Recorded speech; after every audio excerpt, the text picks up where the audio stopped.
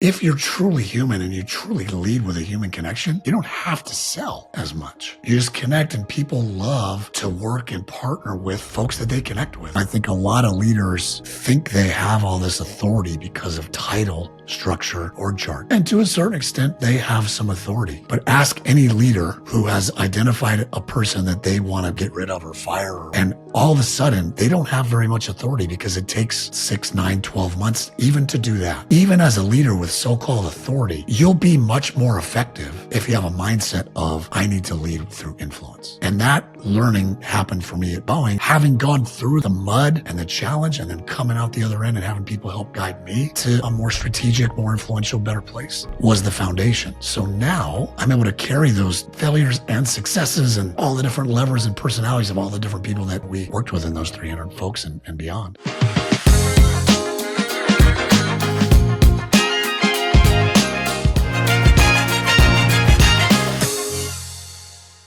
All right. Hello, hello, hello. Welcome to another episode of the Sell by Being Human podcast. I'm your host, Alex Smith, and this is the podcast where we learn from people in all walks of life that sell things through the lens of human connection. I believe we can learn these skills, human skills, from people all around us, and this is the podcast where we bring the very best of those people together. And I have one of those people today. I always love talking to founders and CEOs and people with great backgrounds. This is somebody who is the founder and CEO of the Jaro Group. He coaches executives and leadership teams around organizational change, culture transformation, leadership development. And he's worked with some awesome clients like Boeing, NBC Peacock, Hilton, UKG, in the University of Colorado. And he has a remarkable success story from Boeing to share with all of us as well. And so today we're going to learn about what great leaders do differently when uncertainty is high. We're going to learn about moments that people overlook about leadership and why human connection might be one of the greatest competitive advantage that any leader has. So please welcome none other than Wayne Barrington to the podcast. Welcome, Wayne. Thank you, Alex. What a great introduction. It's great to be here with you. Thank you so much.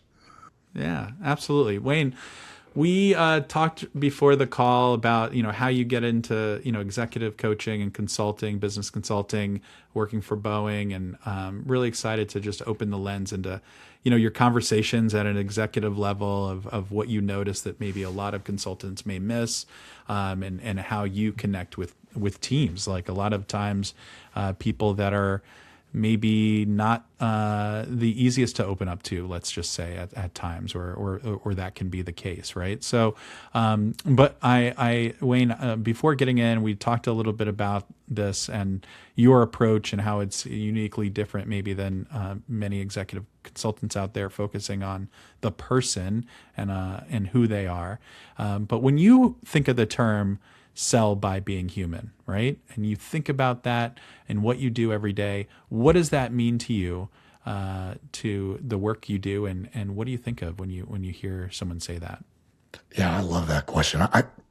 As you speak that, to me, it's almost an oxymoron connotatively, right? Like we all think of salespeople or being sold as sort of the alternative to human connection. And I'll sell you that swampland in Florida kind of a thing.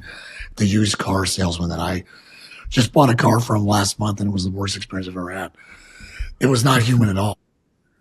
So the twist that you have on this title and this show, I think just flips all of that. And what I've learned is if you're truly human and you truly lead with a human connection, you don't have to sell as much. You just connect, and people love to work and partner with folks that they connect with. So I kind of think of it as you've kind of flipped the script on, what traditionally we all think of as kind of an icky business. It made it just a really connective, really human, really connected experience. Yeah, I like how you phrase that in terms of like how you lead. I think a lot of people think, okay, how can I mix in some of these moments of connection or relationship in a process of true selling and closing and getting to an end, right? But it's not necessarily one or the other mixing in. It's just leading with human connection first, right? If we can be connected first, then trust is easier obtained, I think, and you're going to find out more information about teams and people. I imagine when you meet a team for the first time and see if there's alignment working with you, if you come and with that aim, you're bound to maybe get at the heart of a problem faster than to get them to, just give you surface level pains that may just lead to nowhere, and maybe you aren't working together, or they're choosing another consultant, right? So yeah, what do you think about that? Let me, maybe just kind of going back, I'm just kind of curious. Like you mentioned, it took you a while. You were working at Boeing to get into to consulting. Walk me back a little bit to where you think you could provide value as a consultant, because we talked earlier. There's so many leadership consultants and executive consultants out there. So I'm sure it'd be easy in your mind to go, oh, the world doesn't need another consultant out there. I'm competing with thousands, right? So what was it about what you thought you could provide, or what maybe you learned at Boeing that said, I want to make this my calling to do? Yeah, the world doesn't need any more consultants, but it needs me. Yeah, it's a strange thing for sure. Yeah. All my life, all my career, I've been in marketing, ad agencies, PR firms. Went to Boeing and got put in charge of this large monstrosity of a team, 300 people, 8-figure budget, with an employee satisfaction score that was the lowest I've seen up until then and since. It was 52% employee satisfaction across this entire team.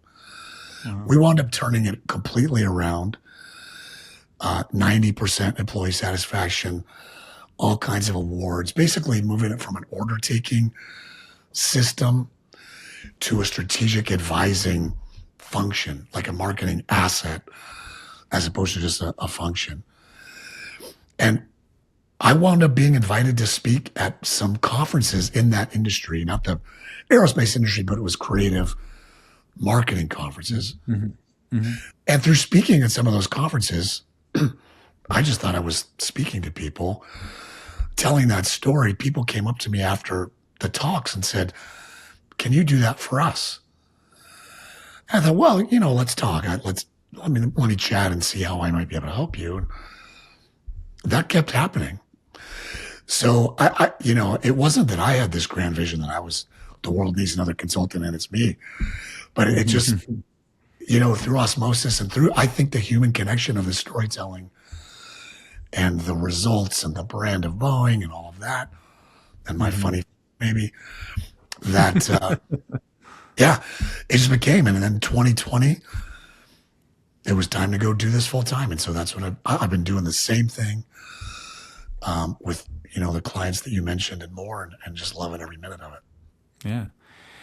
I'm curious, like when you are in that situation, because a lot of people like look at, man, if an employee satisfaction score is so low, okay, well, like let's just fix problems, or like let's just fix things, or we're just going to improve engagement, and it's just numbers focused, and we're going to focus on the numbers, right? And I know there's so many stories behind that type of a jump in satisfaction, employee satisfaction. So I'm like, I want to ask it this way. What do you think leadership thought the problem was with that type of satisfaction, and what was actually causing that kind of satisfaction in your words? That's a great question, Alex. I've never been asked that question. That's really good. I can tell you what the gentleman that hired me, the CMO, told me on my first day. So what he thought was, he didn't know. He said, "Wayne, I've tried to fix this personally," he said, "for the past 20 years. If you don't fix it, we're going to have to cut our losses. Like, we just can't figure it out." Oh my gosh. Wow. So what I've learned about, people at the C level is they are wicked smart at things that are up and out about the organization, right? They're looking at share prices, and they're looking at sales numbers, and they're looking at in Boeing's case or other organizations, engineering, you know, processes and success and all that. Improvement. Yeah. Yeah, and they rely on VPs and down to to to be their viewpoint around how the organization is functioning. So they don't really know, and especially if, and in this case, and in many cases, people that people that grow up as a sales leader or as a salesperson or as a designer or a writer or engineer, they know how to do those functions, but they don't often know how to really well lead other people in those functions. And so there's even less people who can do that, who know how to turn an organization of those people around. And so the short answer is leadership didn't really know. They just knew people were unhappy. The stakeholders around them were unhappy with the service they were getting. And the whole thing just didn't work as well. So that's what leadership felt. I found a whole slew of different things, and we can get into that. But yeah, we wound up digging it up and finding it out and making it work pretty well. Yeah. Yeah. I'm like, I'm always curious about like, how you kind of like open up those conversations with teams. Cause like, it's really hard as a person, 300, I've never had that many people reporting into me, or even very small teams. I've never been in leadership like that. So I'm always curious, like how people like yourself and a window of how you open up conversations to like change that trajectory. Right. And to like, because, it can't happen with one person. Like a change like that happens between a culture. And how did you step into a situation? Because I think that there was probably a lot of different skills that maybe you noticed. So I'm curious, like kind of like examples. Like I don't know, maybe if you thought, were there examples of like conversations? And I don't need to know details, but I'd love to like have a window of if you saw moments or conversations really change like the trajectory or contribute significantly to the trajectory, because sometimes it happens in little moments or little like first meetings or something like that where people go, whoa, no one's talked to us like that. Like, can you think of if you go back to how you first approached the team and some of those moments throughout that time, where what that looked like? Yeah, I'll just be vulnerable and say the way I first approached it was the way I see a lot of leaders approach it. Not everybody, but a lot of leaders feel like they're supposed to lead. Like I've got to lead. I have to posture myself as the smartest guy in the room and take these poor people to this next great place. That is not establishing a human connection. And I see over and over again leaders that are in these change scenarios making that same mistake that I made. And so some of the people would come up early on in the Boeing days and just shake their finger and say, you're going to ruin this organization just like everyone who came before you.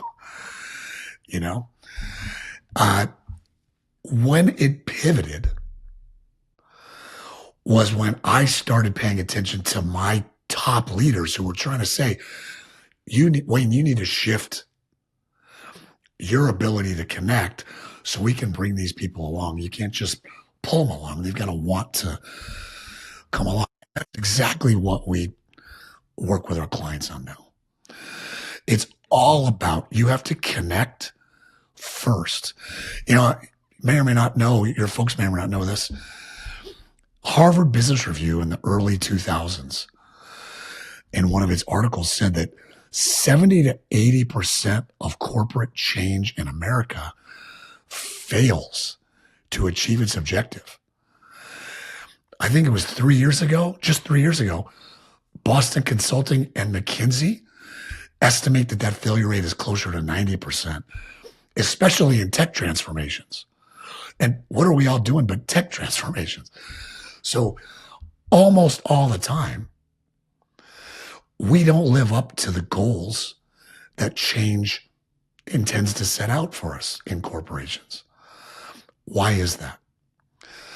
What I've seen is it's a lack of this human connection. Now, there's a lot more to it, but if you can't connect with people right here at the emotional level and get them to come along, culture eats strategy for breakfast every single time. What, when you think about culture, because there's so many, buzzwords and so many quotes and so many books you can read on it, like, how do you, let's just how do you approach it from, trying to like convince someone that had a culture one way, maybe a poor culture, people like, gossiping and things like that, to one where, hey, people can see that, hey, we're looking to create something different here. Like, everyone's responsible for the culture, right? You can't create that on its own. It's something that,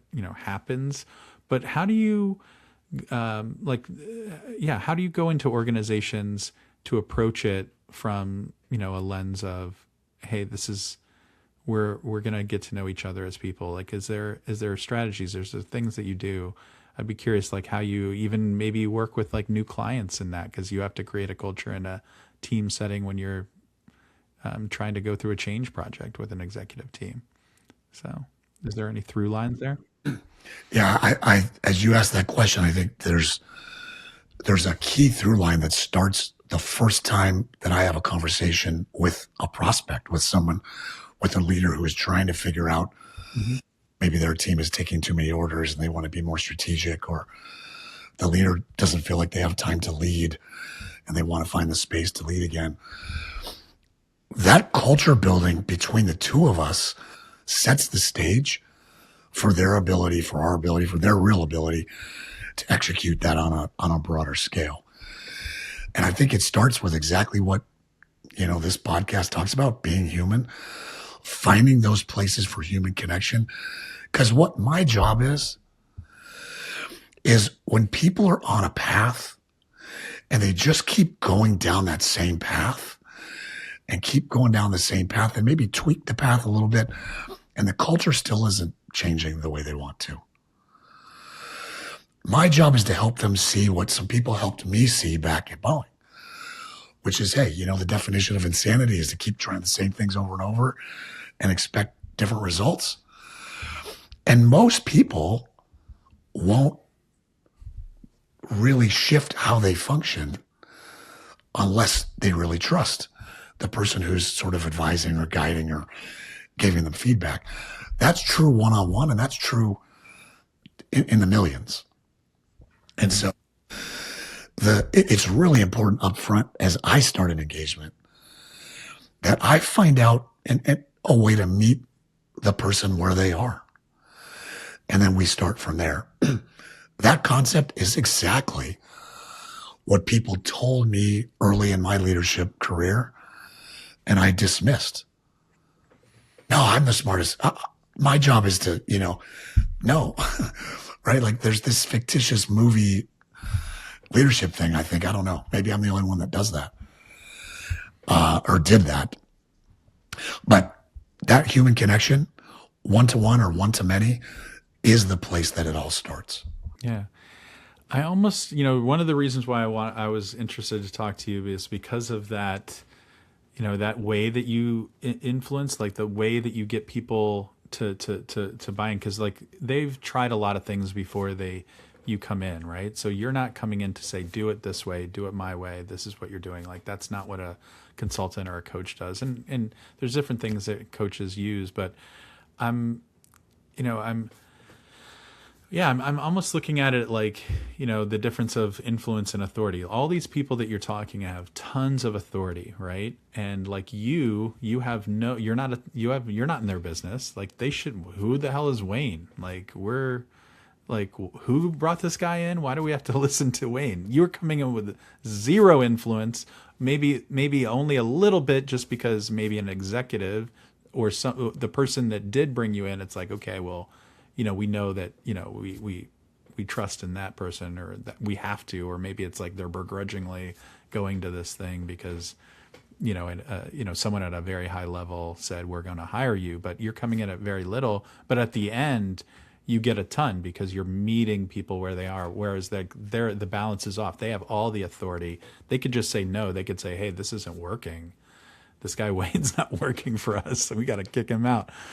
So Wayne, if we opened up like the curtain again, to some of those first interactions, and you're talking about meeting people where they are, how do you go from meeting people where they are to then getting them to potentially change when you're coming in with like maybe not the most influence in the room?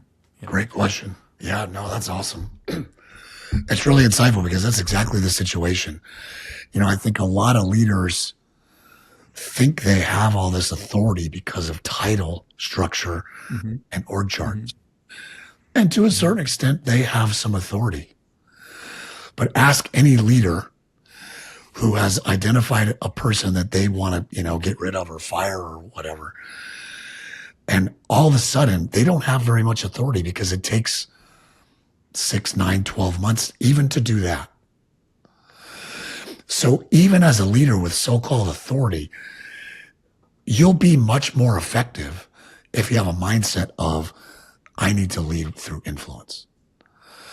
And that learning happened for me at Boeing. And having gone through the mud and the challenge and then coming out the other end and having people help guide me to a more strategic, more influential, better place was the foundation. So now I'm able to carry those failures and successes and all the different levers and personalities of all the different people that, we worked with in those 300 folks and beyond. And I think it's really important. There's this painting back here of Mount Kilimanjaro. In the middle of the Boeing experience, I had an opportunity. My business coach took a group of his clients to Mount Kilimanjaro. And on that mountain, I had an experience that really taught me. It was like the tipping point. That's why I call my company the Jaro Group. The tipping point of taking someone else's backpack. So it was day 3 on the mountain. It's a 7-day, 19,000 foot hike. Day 3, you're at 15,000 feet.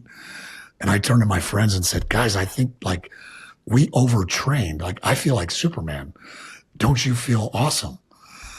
And then 10 minutes later, Superman stepped off the trail. I got altitude sickness. Couldn't breathe, couldn't see, my knees buckled. I thought I was going to have to turn back while my son and my buddies were half a mile ahead.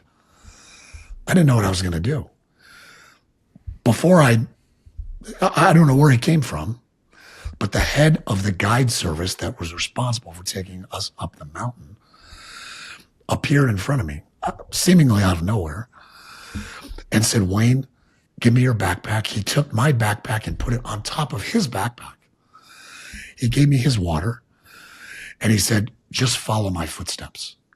That's all you have to do is follow my footsteps. We didn't go backwards. We went forwards. 3 days later, I was at the top of Kilimanjaro. What did that teach me? That taught me that a lot of consultants that I had experience with at Boeing and other places are really good at giving you big, thick, 300-page PowerPoint decks about process and procedure and job descriptions and financials and all those things. But none of those things in those PowerPoints talk about how you can remove confusion and exhaustion from somebody who just can't quite figure out where they're going. But if you can just take their backpack and help them take the next step and have that be super clear and easy for them, it completely changes someone's ability. It changes their resistance to embrace. And it was just a seminal moment for me in leadership and in life and everything else. Yeah. Such a good framework. You could use that framework. Everybody listening, like who could you take a backpack off for? Who's taking a backpack off for you, in your life? And what did that look like? The backpack could be so many things. It could be work. It could be stress. It could be, it could be like a responsibility. And you probably don't realize those things, but like the feel, and then like how did it, land on you or impact you or make you feel, or how did it lead to other doors, or how did it lead to a different, just like you as a person, right? Like how did it contribute to your well-being? It's, you know, I saw something on your website about like having people write letters to the type of leader they would want to be. And I thought that was so insightful because it gets people to like, it's reframing it around, well, this is what good leadership looks like. And like, here's how you can work towards that. And it's like, who gets to be the arbiter of good leadership? Like, great. Yes. There's like great fundamental principles out there and great books you can read on leadership, but like we're our own people. We're our own leaders. Like we create that vision of that. So it gets people to get that out of their head. I would love to know, like, if there was a moment in some of those writing letters where you really saw like breakthroughs in teams or people. I'm sure it's almost like every time, but one that really sticks out to you that you might be where, you know, you might want to share that maybe surprised you, was unexpected. You know, you couldn't tell it going in on the surface before it came out.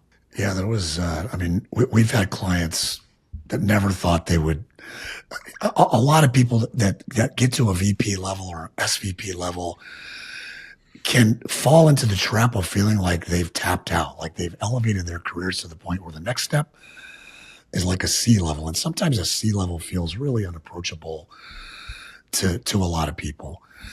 But we've had, you know, dozens of people earn promotions that didn't think they were going to get one. Or we had 3 clients last year earn president's awards at their companies. And then all this employee satisfaction stuff. Those are the big 3 things that we look at metrics wise. But one client in particular called me and said, you know, hey, my team is kind of stumbling. I'm not quite sure. I've used all the tools that I know of. How can you help?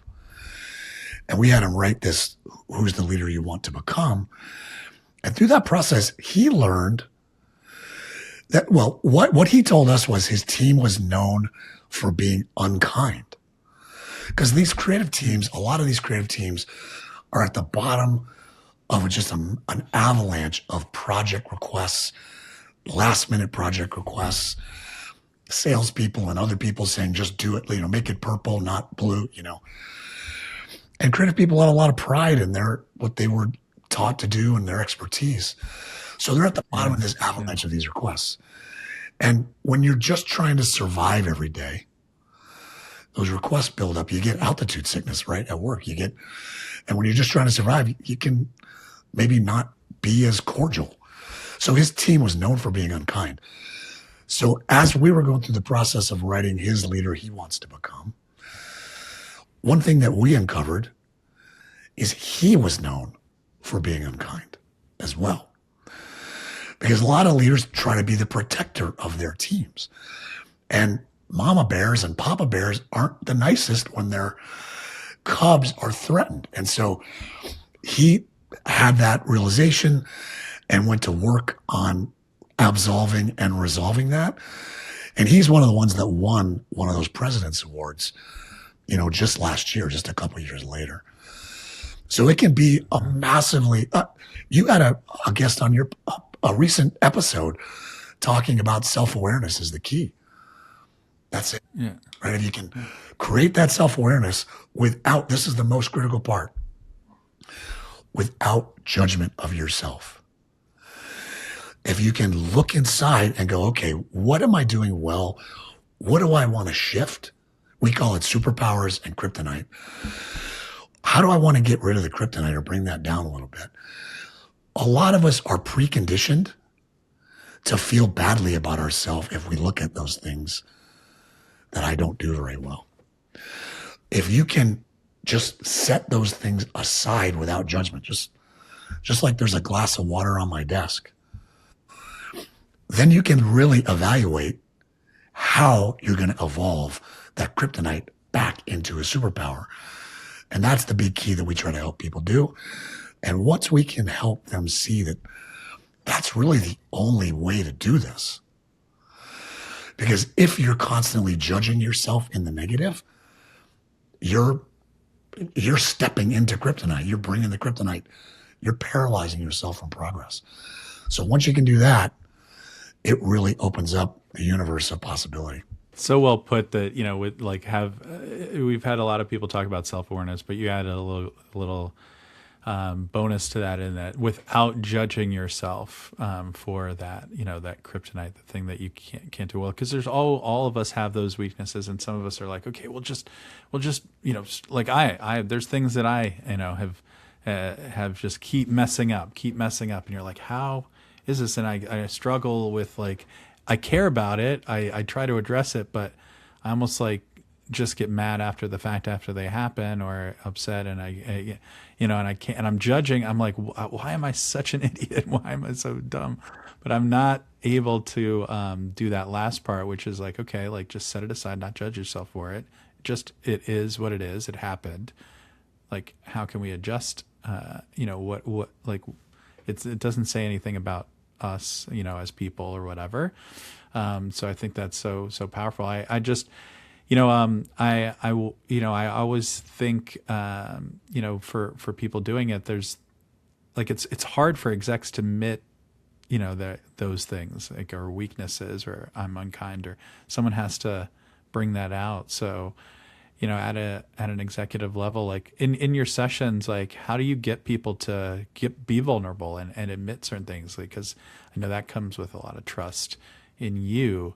Because I'm sure execs probably don't want to be, I definitely know this, like, I'm sure you have to, like, as there have been times where things started out where people weren't opening up. They were, holding back on some things for fear of their job or what an exec might think, or being judged. But by the end, they started, revealing certain things, and maybe what that might look like, and what things you think led to that. Just kind of curious what you see out there. Yeah, I think, cognitive bias, conscious bias, cognitive dissonance, those things are very powerful electronic neurological connections in our minds and our brains that span millions and millions of years. So yeah, there's a lot of people that we work with that aren't sure that the woo-woo stuff that I'm talking about, I had a client last year, actually. She was nominated for a President's Award. One of her people won it, but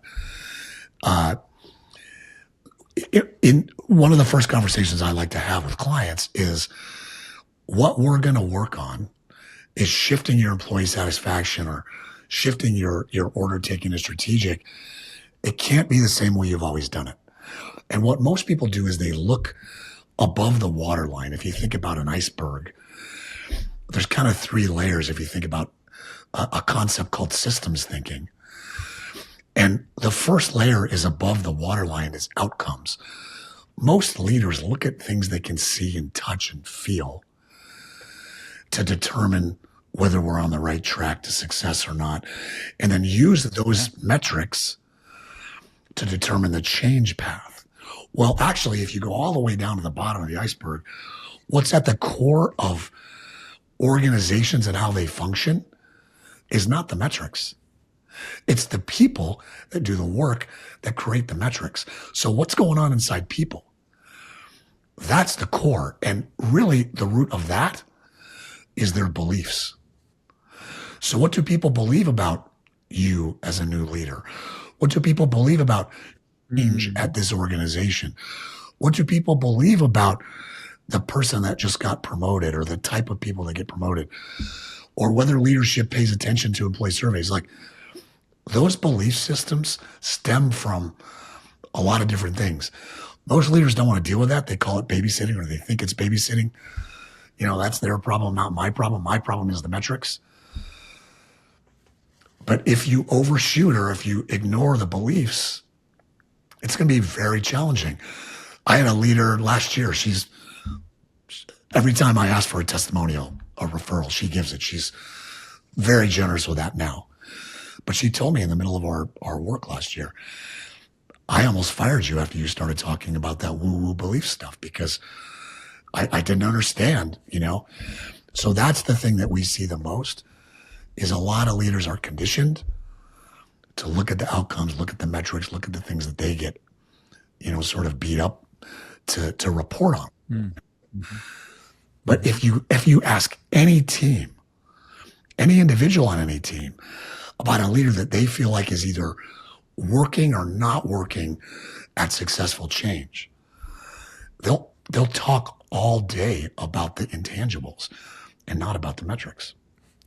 So well put. You said a lot there. I think it is so true. Like it's easy to like focus on what you can see, like what the outcomes, the numbers. Like and yes, those are the priorities at executive level. Like executives have to be focused on outcomes. That's why they're there. They're steering the ship. The outcome is exactly what they're focused on. And then I was just on a sales training today. Is like you have to, like understand the pain, understand like the priority or whatever. But above that is like at the exec level is there's an outcome that they're trying to reach, like lowering attrition, like getting acquired, raising our market cap, like beating competition, whatever, right? But like you just said, like beyond the metrics doesn't discount them. That's our gauge to the outcome. But underneath that too, they also care about like the work required and the people in charge of leading those metrics and outcomes are people and the work and all of that. And what do people think? Do they believe, like, what do they believe?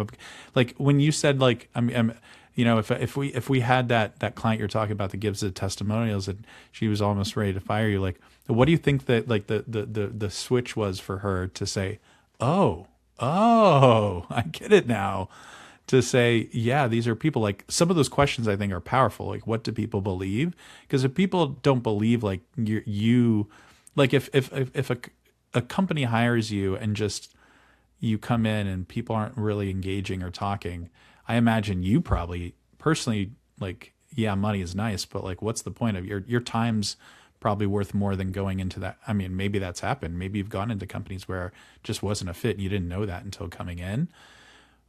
But yeah, I guess this is a two-part question. Like, what do you think that switch flipped? And maybe it's all together. And where do you think,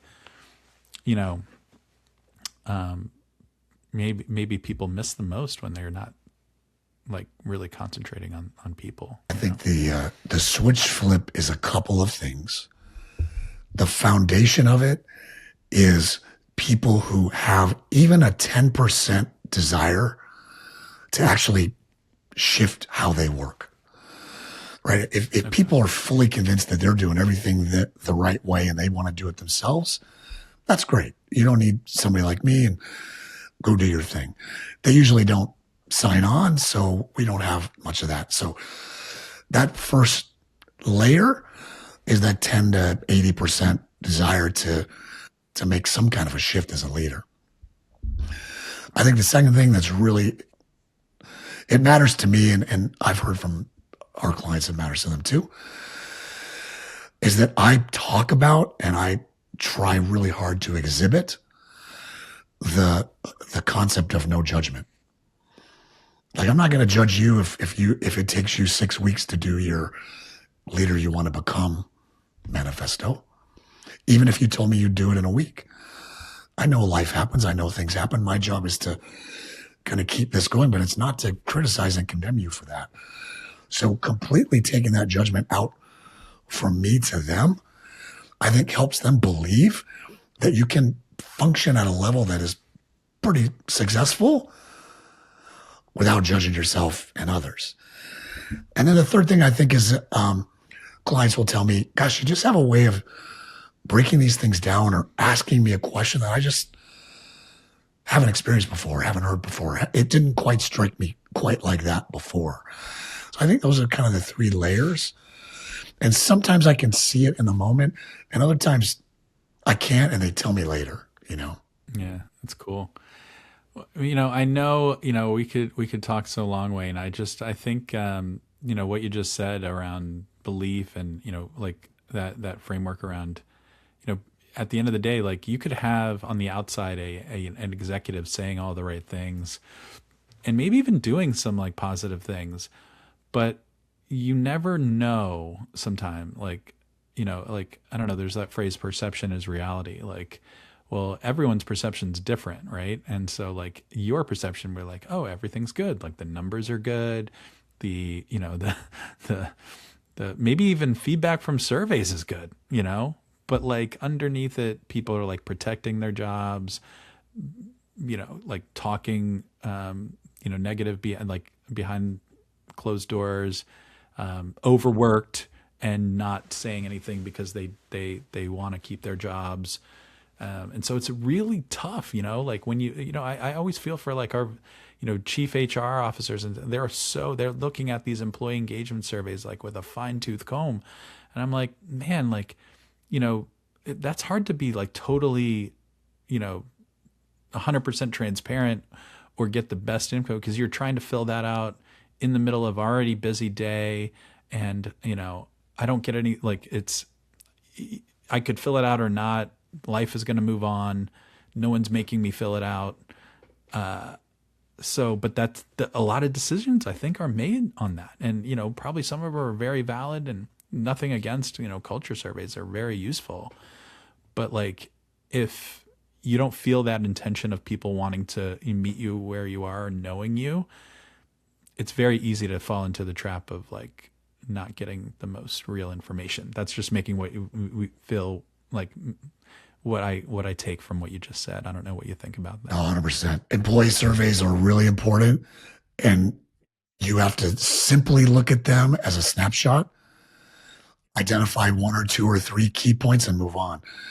The folks that scrutinize it over and over and go over every question and try to change 15 different things as a result and go have employee interviews and want task force and feedback and stuff, they're overdoing it. But all employees, because I did all those things at Boeing. People used to tell me, I've already taken the survey. I don't want another survey about the survey. Just do better as a leader. That's what they want. So yeah, I love how you framed that. I think you did it exactly right. It's important. Move on. Yeah. Yeah. And it's just one of many things and one of many tools, right, that you can use. It's so interesting, Wayne. I loved how you like frame some of the questions, how you frame some of your engagements with new people, new clients. And I always end off with a fun question about you, because I think, the more that we can understand that we're unique people and that we can connect on that way, it's part of the reason why I started this. So it's just a fun question about you, Wayne, as we end off a conversation today. I hope this definitely isn't our last, but if I asked your kids, your wife, your people that are closest to you, like what is something that it would like just could only and would only happen to Wayne, or just something that is just so totally Wayne that only he would do? What are some things you think that they would tell me about you, Wayne? They might tell you that I might hit a golf ball in the water on the 18th hole when I have a chance to win or something like that. Oh no. Oh wow. They might tell you that I would change vacation plans 3 times before we, find the right one.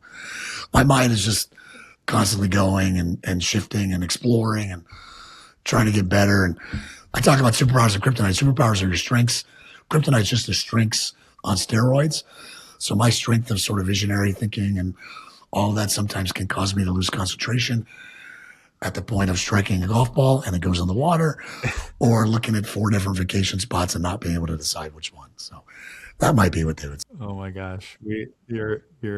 I can relate. I need to find ADD people that I can connect with. And my wife, it's great on some things, but like when, cleaning is a necessity when your wife comes home from a long vacation and you just miss that, that door open to the outside, or a dishwasher open, or fridge, God forbid how many times the fridge is frozen over because of things that I can't remember. But I love it. Wayne, where can people find you, connect to what you do, learn more about you? Where should we send them? Email is great. Wayne@jaro.win, JARO.WIN. Website, jaro.win. I post a lot of content on LinkedIn. It's all designed around tips and tricks, designed to be tangible, but it also, focuses in the areas kind of that we talked about today. And if you want to just like get on the email list, which we send one email a week with a little bit more extended tips and tricks, shoot me an email and we'll get you on the list. Love it. And I'll put all the info in the show notes. Wayne Barrington, it's so nice to talk to you. And thank you so much for coming on today. I look forward to knowing you for a while. Same here, Alex. Thank you very much.